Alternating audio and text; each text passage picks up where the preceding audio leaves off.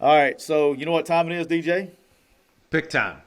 It's pick time. And considering we tied, it's just like golf. We got to go back to the last tee Yep. box.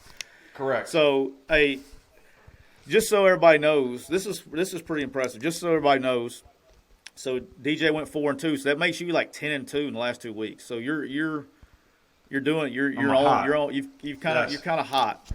And Right. then what's crazy is, so I have now come off the snide. I'm not 500 anymore. I'm like 2 games over 500. But I've only had one losing week. That's what's crazy. Is I'm so close to 500. I've only had one losing week. I've literally been 3-3 Yep. every week. I had two 4-2 weeks, and I had the 1 2-4 week that we won't talk You're about. a scratch golfer, is what you are. You're a scratch golfer. Well, that is inaccurate if you play with me. So I am I scratched the tree line with a golf ball when I hit it, but it's a long, It's but I do about. hit it a long way. I just can't like I, I'm swinging for the I goal. I scratch my forehead when I golf. So Yeah, if I would, I can't say what Wesley Crime Dog McGriff called my short game on in public, but I am. I have never found a par five that I didn't like to go 4-2. So I'll just say that. It's like a personal. If I can, Matt Luke always said, if I can see the flag, I'm going for it. I don't care. I don't even care. It could be if it's 275 to the stick on a par five and it's 268 to carry the water. I'm still pulling out the 3 wood and we're going to give it a rip. So I'm the 10 couple golfers. So, but just not as good. All right, DJ, with your first pick for this week, let's get it started. Who you got? so Oklahoma at Kansas.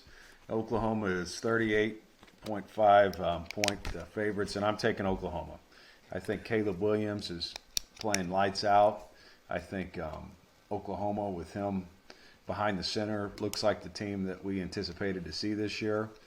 And I think that they're going to win this by more than 38.5 points. DJ, I'm also picking this game as my first pick. Okay, Oklahoma's playing Kansas. Is it at 38.5 now? I thought it was. What do you have it Yeah. at? I had it at 38, but I did it last night. So Okay. if it doesn't matter. 38.5. You know why it doesn't matter? Because it's not enough. Not enough. Yeah. Like this line should be. This should be one of those like 52-point lines. It really should be. I don't even care. Take Oklahoma and whatever they're going to score. The only way Kansas covers this game is if Oklahoma decides to take the starters out in halfway through the first drive. That's it, and they still may cover.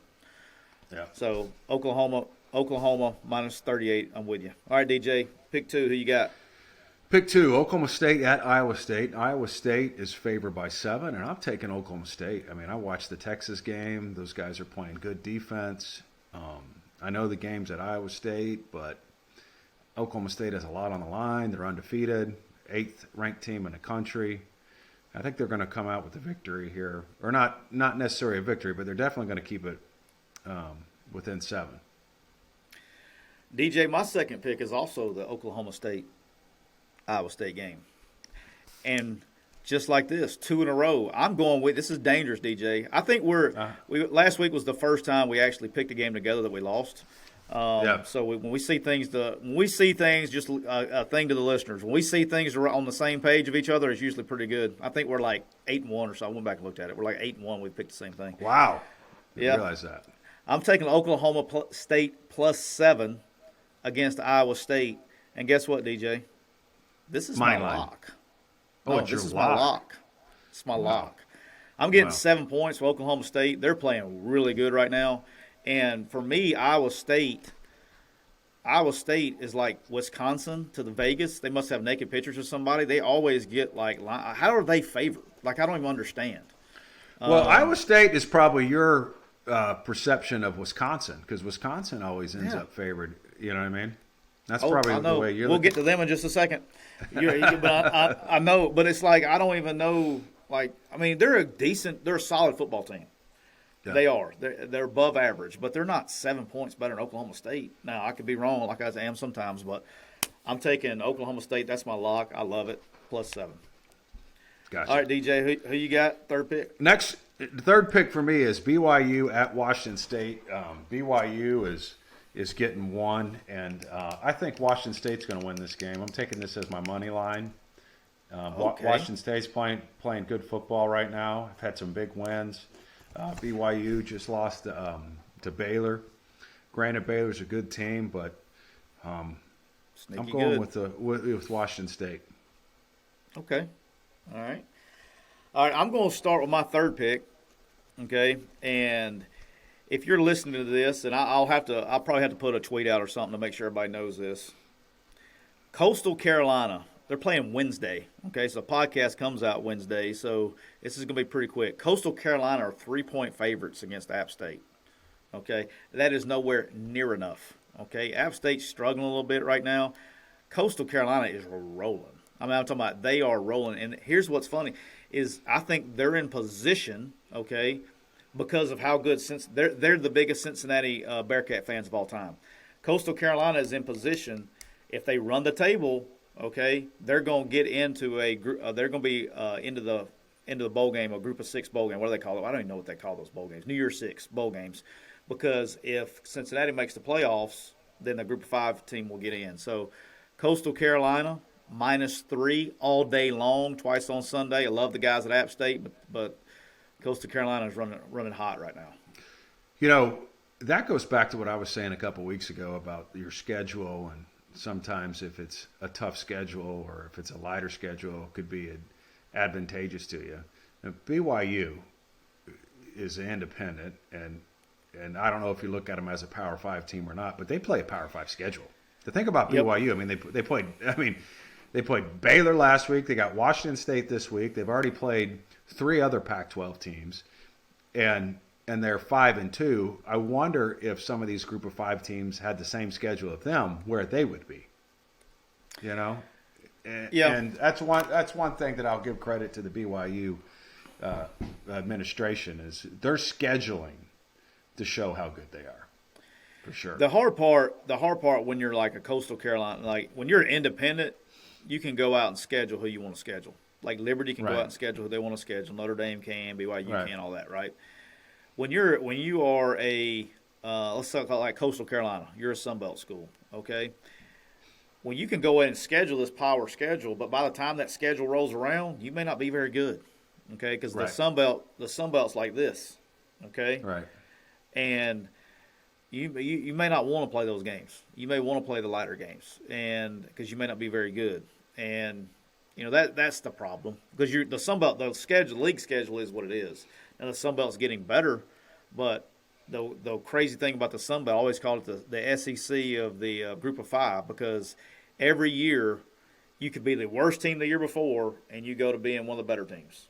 And then and it's that's just how it goes, and that because you're really one player away from because there's so much equity, so much parity amongst the rosters. So, all right, DJ, who you got? Pick 4. Pick 4, South Carolina at A&M. A&M's getting 21. I'm taking A&M. Okay, I think A&M's, and this is my lock too. I think A&M's going to win this game by more than 21 points. Yep, that one's a very interesting one.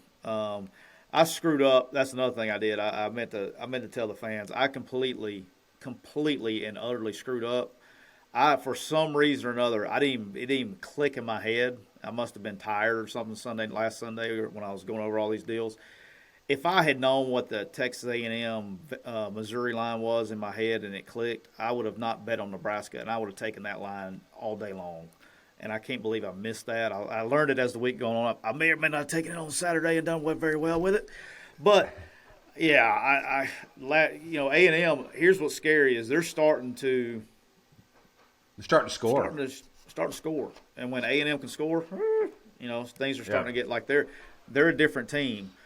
Yeah. Before I jumped completely, I didn't have any problem with betting them against Missouri. None. And I'm probably not going. I don't like 21 points. I don't know something. I hate the 21-point deal. Now I don't mind. I probably buy a hook and play it at 20.5 if it gets down. I just hate for whatever reason that 21. Those big line numbers scare me. But yeah, I do not disagree with that pick. I would probably pick that too. I had it down as one of my possibles, but I just didn't go with it. All right, my next pick, my pick 4, is I'm going back to the well. It's been a couple of weeks because I didn't like the matchups. I love the matchup this week. Again, somebody in Madison, Wisconsin has sent text messages to the bookies in Vegas that set the lines of, remember, we have naked pictures of you, make us favorites. And so, again, they are favorites on the road at Purdue. They are 3-point favorites. This total in this game, I don't even know I bet the over, I haven't even looked at it. I guarantee you the over-under in this game is in the 30s. I don't even know, but I bet you it's in the 30s because Purdue's pretty good on defense now. They just held, Iowa to 7. I mean, they're good on defense. They're good on, but so is, and they can throw the ball a little bit. I think Purdue wins this outright. I'm taking Purdue money line against Wisconsin. Okay, I'm taking it. I actually had another game as my money line. I'm going to flip it around here. I'm taking the Purdue money line at home against Wisconsin because, again, somebody in Madison has naked pictures of some other bookies in Vegas. They're wrong. They're wrong. Yep. Yeah, Purdue is playing good. I give you that. They are playing good defense, and Jeff Brom's always a good offensive coach, tough guy to defend too. So, all right, go ahead. All right. Who you got next? Next game for me is FAU at Charlotte, and FAU's favored by 5.5. I'm taking Charlotte. Charlotte's been good to me this year, and I think they have a good team. Good to you. Yep, Charlotte and UTEP, man, have made me some money. So I'm going with Charlotte. I knew as soon as I saw that you're riding them. You're starting to become a rider. I see you. Hey, how about UTEP, man? UTEP 6-1, man. UTEP is 6 and covering. UTSA. How about UTSA? Undefeated. I know. It's crazy. Those guys are doing great, man. I'm excited. I'm happy for guys when they have success like that. Mm-hmm. My next game. All right. I'm going to the well a little bit here too. I was just waiting on them to play again. Okay. You know who I'm starting to become a rider of? Like if they win this week, it's officially over. I'm a rider. The Houston Cougars. Oh yeah, I got you on them. But yes, it's on you. You kind of got me on those guys. Yes. But here's what's the difference that people aren't realizing. You know what they're doing in Houston that hasn't been done? Like another thing that arguably, like Georgia's getting all the credit for defense. My man Doug Belt at Houston is killing it right now because they are playing defense on the other side they're playing tempo. Right. Georgia's playing defense, but they're not playing tempo on the other side. Right. They're playing defense, and nobody even is paying attention. I know. And they're also That's going impressive. fast with Dana and scoring all that stuff. That's impressive. My man Doug Belt's going to screw up and get him a big time gig after this year. You watch that. Just write that down. My man Doug Belt is going to get him a big time gig. I'm going Houston minus 13 against East Carolina. Strictly riding. Hey, well, I'm in favor of that. I'm a Houston grad. I got my master's at Houston. Go Cougs. So I'm in favor of that. Look, Doug Belt, the defense, we worked together at Alabama. He's an unbelievable human being and a great ball coach. Okay, I mean he's just a good dude, man, and he's got him playing. It's just he finally got a shot to be a DC, and it's like you knew it the whole time. There was no. He was one of those guys that you knew once he got his shot, he was going to be really good. And man, they're doing a great job on defense. So that's what I'm taking them. Cougs, go Cougs. Keep rolling, man. All right, my next game is Washington at Arizona, and Washington is favored by 17, and I'm taking Washington. I think they're going to beat Arizona by more than 17. Arizona just lost 34-0 to Colorado last week, and they are in disarray, and Washington's getting better. Yeah, they're still 0-for, correct? Arizona's still 0-for. They are 0-for. Yeah, they lost Northern Arizona, earlier in the year, and so they had a chance. I mean, that was a game that they had a chance to win, and so they're 0-for. You know what I'm going to chalk that up to? Be careful what you wish for because you just may get it. That's what I'm going to chalk that one up to. All right, that's a little inside joke that literally like two people will get, but the two people that need to get it will get it. All right, I guess that was your last pick, right? That's it, man. All right, here comes my last pick. Okay, and I think this is solid. I do, and I'll tell you why. I'm going Clemson is playing Pitt this weekend. Okay, Clemson. Mm-hmm. The same team that was favored over Georgia in the first game of the year, just so everybody knows that, are underdogs or 3.5-point dogs against Pitt. I'm taking Clemson plus 3.5. Like, Clemson's the real deal on defense, and they're really good on defense. Offensively, they're struggling. But look, man, it's Clemson. I mean, I'm just taking, like, you got better athletes, okay? You got good coaches. Like, just you're not going to lose by more than a field goal. If they lose by a field goal, we still win, okay? So I'm taking Clemson plus 3.5. I just don't think you get beat by a touchdown. I don't. I know Pitt's good. Narduzzi's a ball coach. But I'm just going athletes here, and you're Clemson. Like, you know how to win. I mean, this is not, hey, we're trying to find our groove or whatever. Like, you're pretty damn good, okay? You've won 2 national championships. I mean, like, let's go. Let's go. I mean, let's figure a way to keep it under a field goal. So I'm going Clemson plus 3.5. First time I think I've bet with Clemson all year. So, but, I mean, dude, come on. You're dogs. And they find, let's go. I can't just whatever. Well, we all keep waiting. We know how much talent they have, and we know how good their coaches are. We all keep waiting for it to get turned around and the offense to start clicking. Maybe this is the week. So I mean, let's hope this is the week. There's not a great slate of games this week. Allegedly, by the on paper, but there'll be good games.